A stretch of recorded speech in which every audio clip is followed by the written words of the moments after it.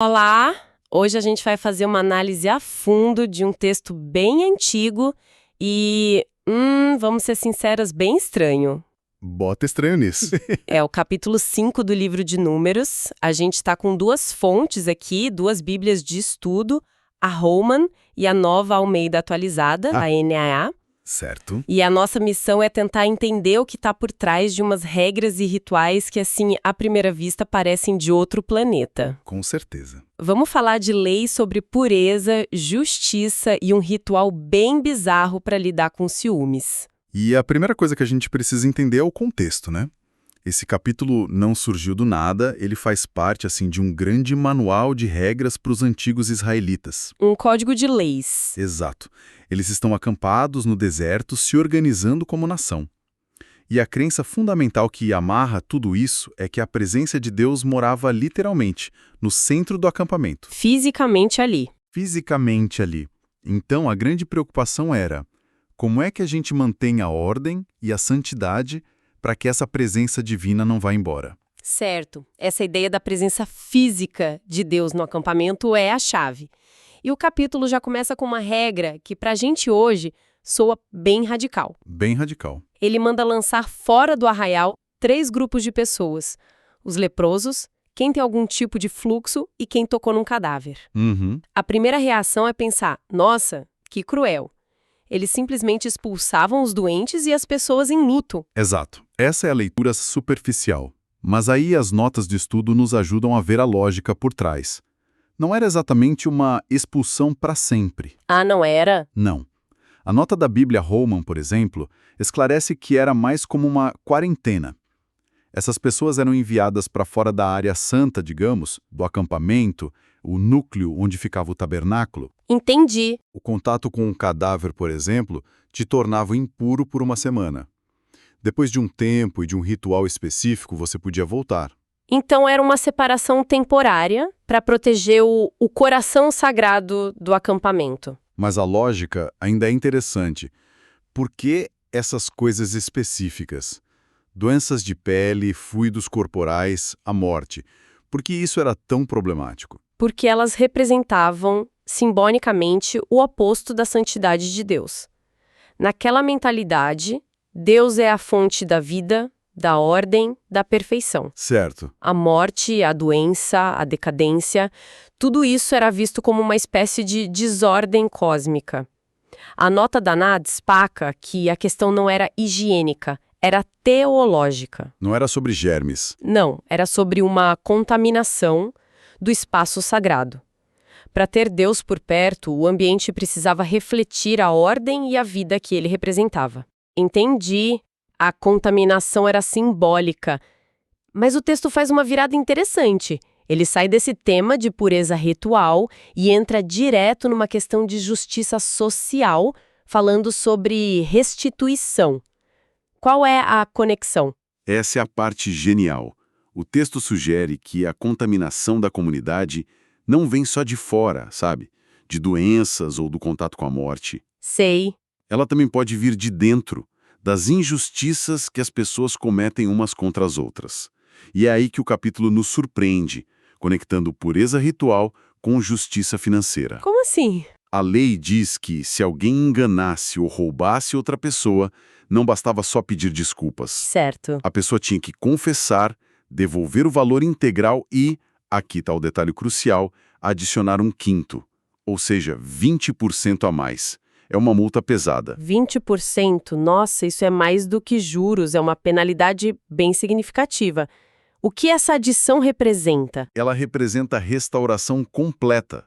Devolver só o que foi roubado com certo prejuízo material, mas não conserta a quebra de confiança, o dano na relação, sabe? Ah, sim. Os 20% extras são um reconhecimento do dano social que foi causado. É um ato que diz: olha, eu não só te devolvo o que é seu, mas eu reconheço o que te prejudiquei e quero restaurar a paz entre nós. Entendi. E o insight fundamental aqui é que, para essa comunidade, um roubo não era só um crime financeiro e uma doença não era só um problema de saúde. Eram a mesma coisa, de certa forma. Exato. Ambos eram vistos como rachaduras na estrutura que mantinha a presença de Deus por perto. A justiça social e a pureza ritual eram as duas faces da mesma moeda, a sobrevivência espiritual da comunidade. Uau, essa conexão é poderosa. A saúde da comunidade dependia tanto da pureza ritual quanto da honestidade nas transações. Exatamente. Mas depois de lidar com isso, o texto dá uma virada brusca e nos joga no meio de um drama doméstico. Ele apresenta um problema que até hoje é quase impossível de resolver. Pois é. O que fazer quando a suspeita envenena um casamento, mas não existe nenhuma prova? Exatamente. Fica a palavra de um contra o outro. O texto descreve um marido tomado por um espírito de ciúmes. Ele desconfia da esposa, mas não tem testemunhas, não tem flagrante. É uma situação que pode destruir uma família e gerar um conflito sem fim na comunidade. A desconfiança é corrosiva. E a solução que o texto oferece é uma das coisas mais estranhas e dramáticas de toda a Bíblia. Um ritual conhecido como a Lei dos Ciúmes. É um tribunal por provação. Já que os humanos não conseguem determinar a verdade, eles criam um mecanismo formal para levar a questão a Deus. Ah, A ideia é transferir o julgamento para uma esfera divina, para que a incerteza seja eliminada de uma vez por todas. E os detalhes desse ritual são bem específicos. eufemismo do ano. Vamos aos detalhes. A primeira coisa é a oferta que a mulher suspeita tinha que levar. Era farinha de cevada. Uhum. As notas explicam que cevada era um grão mais barato, às vezes usado para alimentar animais, diferente do trigo, que era mais nobre. E o mais importante, sem azeite e sem incenso. Por quê? Porque azeite e incenso eram símbolos de alegria, de celebração, de comunhão com Deus. Faz sentido. A ausência deles era proposital. Sinalizava que aquilo não era uma festa, era um momento sombrio, pesado. O texto chama de oferta memorativa, que traz a iniquidade em memória. Nossa. A própria oferta já carregava o peso da suspeita. Era humilhante. Ok, a oferta de cevada, humilhante, faz sentido. Mas a parte seguinte é que me parece muito bizarra. O sacerdote pega a água santa de um vaso de barro e mistura com pó do chão do tabernáculo. É literalmente isso, poeira do chão. É exatamente isso. E para nós parece estranho, mas a simbologia é poderosa. Pensa bem, eles estão pegando o elemento mais puro, a água sagrada da pia do tabernáculo, e misturando com o pó do lugar mais sagrado da terra para eles. Não é uma poeira qualquer? Não é. É a poeira do chão de Deus. A ideia é que a combinação desses dois elementos sagrados cria algo que não é mágico, mas que se torna um canal para a verdade divina se manifestar. Essa mistura é chamada de água amarga que traz maldição. Então ela está lá, no lugar mais sagrado, com essa oferta humilhante e essa bebida sinistra na frente dela. E o que acontece depois? O sacerdote a coloca perante o Senhor. Ele descobre a cabeça dela, o que as notas dizem que era um sinal de vergonha ou luto na época. Certo. E então vem o juramento. Ele verbaliza a maldição.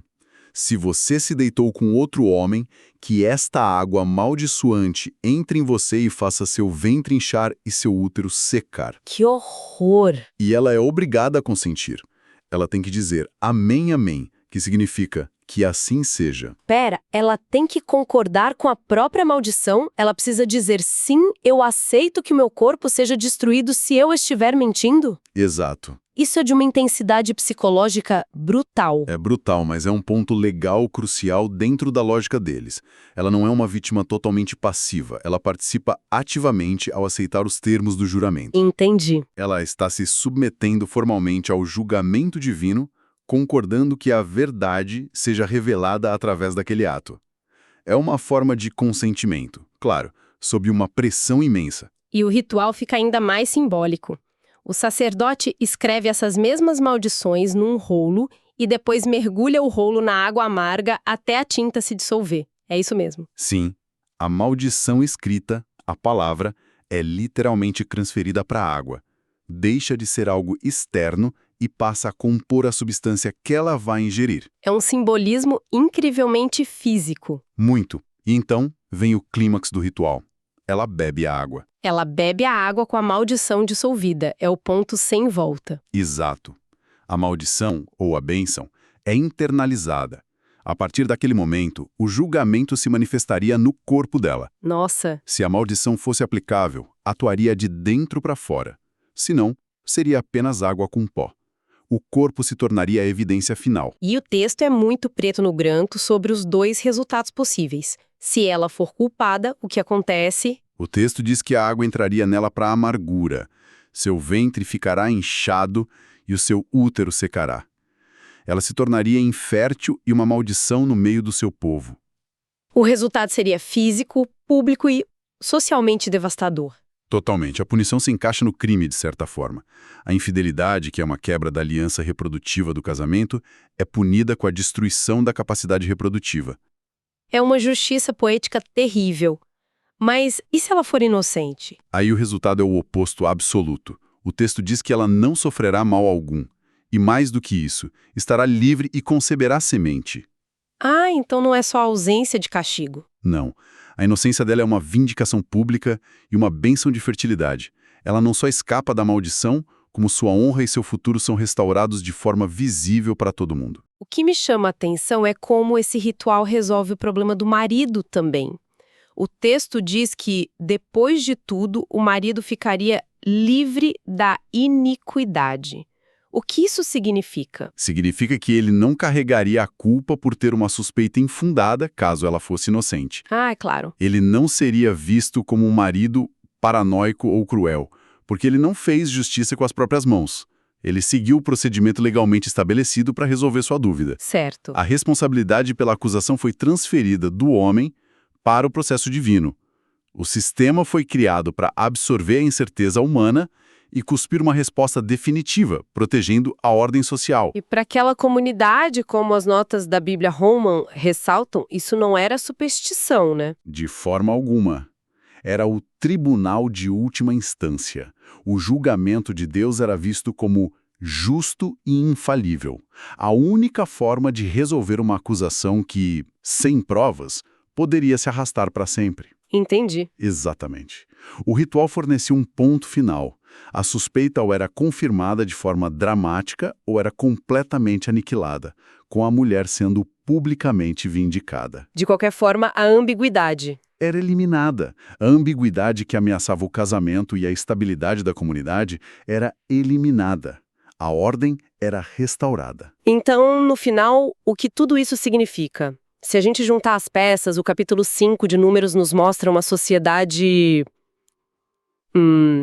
obcecada em manter a ordem e a santidade para garantir a presença de Deus. Uhum. E ela faz isso de duas maneiras muito concretas. Primeiro, mantendo a pureza ritual através da separação física do que é impuro, e segundo, criando um ritual divino para resolver a impureza social do ciúme e da desconfiança. É uma ótima síntese. Os dois grandes temas do capítulo, a pureza do acampamento e o ciúme no casamento, são tratados como ameaças existenciais à comunidade. Certo. E para ambas as ameaças, o capítulo oferece soluções que, dentro daquela visão de mundo, são absolutas e eficazes porque vêm de uma autoridade divina. Sim. Seja afastando temporariamente uma pessoa impura ou submetendo uma suspeita a um julgamento divino, o objetivo é o mesmo: eliminar a desordem e restaurar a harmonia necessária para a vida em comunidade na presença de Deus. E isso nos leva a um pensamento final para refletir. Esse ritual é totalmente focado na mulher, dentro de uma estrutura social e de crenças muito específica daquele tempo, sem dúvida. Mas a questão central que ele tenta resolver é universal. Na ausência de um tribunal divino como este, que promete uma resposta binária e definitiva, como as nossas sociedades hoje lidam com o poder corrosivo da suspeita, especialmente em situações onde uma prova definitiva é por natureza inatingível? Boa pergunta. O que a gente coloca no lugar desse ritual para impedir que a desconfiança desfaça as nossas relações mais importantes?